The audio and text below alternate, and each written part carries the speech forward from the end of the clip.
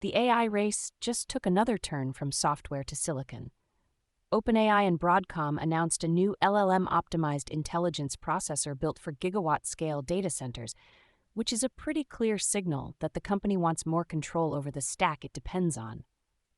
At the same time, Anthropic is back in the headlines for a very different reason, after a U.S. official said one of its models surfaced vulnerabilities in classified government systems during a security test. So today is about power, scale, and risk, all at once. This is TSL, Byte Sized, your daily AI news brief for Wednesday, June 24th, 2026. Let's get into it. The biggest story today is OpenAI and Broadcom's chip announcement, according to ca.finance.yahoo.com and the Globe Newswire release carried there. The two companies said they are unveiling an intelligence processor designed specifically for large language model workloads, and the plan is to deploy it at gigawatt scale with data center partners over multiple generations. That matters because it pushes OpenAI further into the full-stack business it has been building, from products to models and now to custom hardware.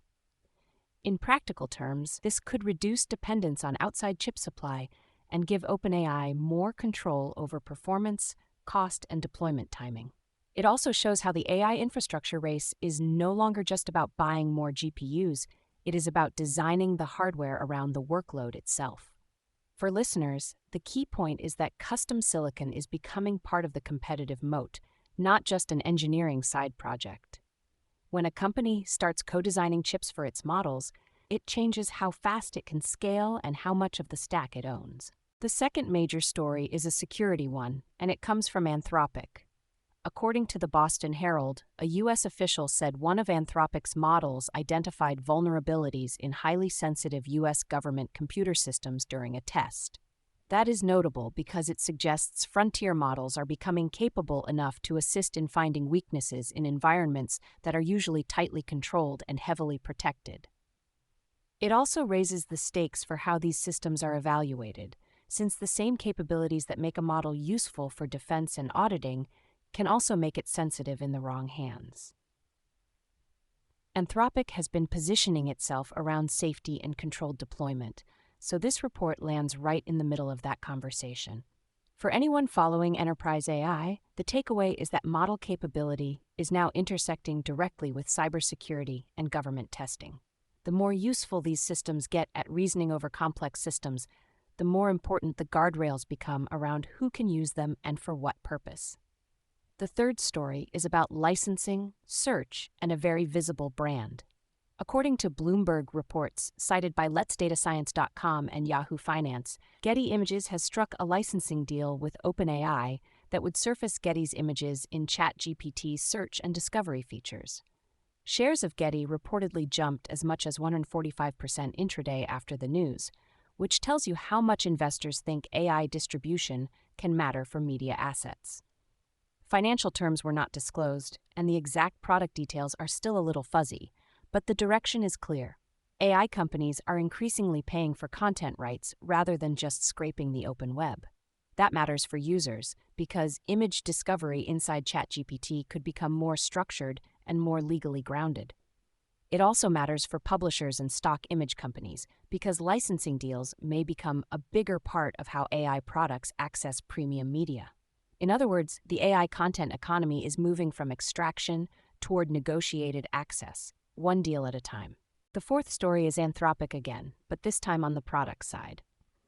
According to TechCrunch, the company is introducing Claude Tag, an always-on Slack assistant that learns company context from messages.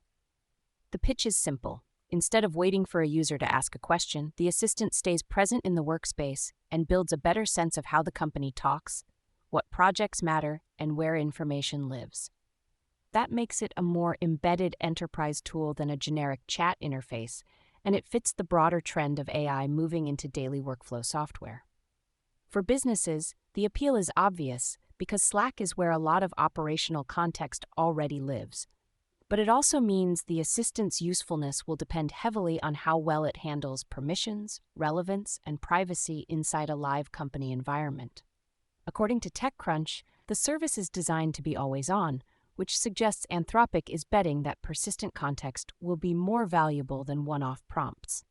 For listeners, this is another sign that enterprise AI is becoming less about standalone chat and more about systems that quietly sit inside the tools people already use. Quick hit, Meta is still pushing hard on its AI hardware story. According to TechTimes.com, the company launched $299 AI smart glasses today, and the devices ship with Muse Spark, described as Meta's first closed-weight AI model. That is a notable shift for a company that built much of its AI reputation on open-source Llama releases, and it shows Meta is experimenting across both hardware and model strategy. Before I let you go, keep an eye on whether OpenAI and Broadcom give any more detail on deployment timelines, partner data centers, or how this chip fits into OpenAI's existing infrastructure plans. Also, watch for any follow-up from Anthropic on the government security testing report, because that could shape how regulators and enterprise buyers think about model evaluation going forward. Those two threads could move fast. That is TSL, Byte Sized for Wednesday, June 24th, 2026. Find the show on Spotify, Apple Podcasts, and wherever you get your podcasts. See you tomorrow.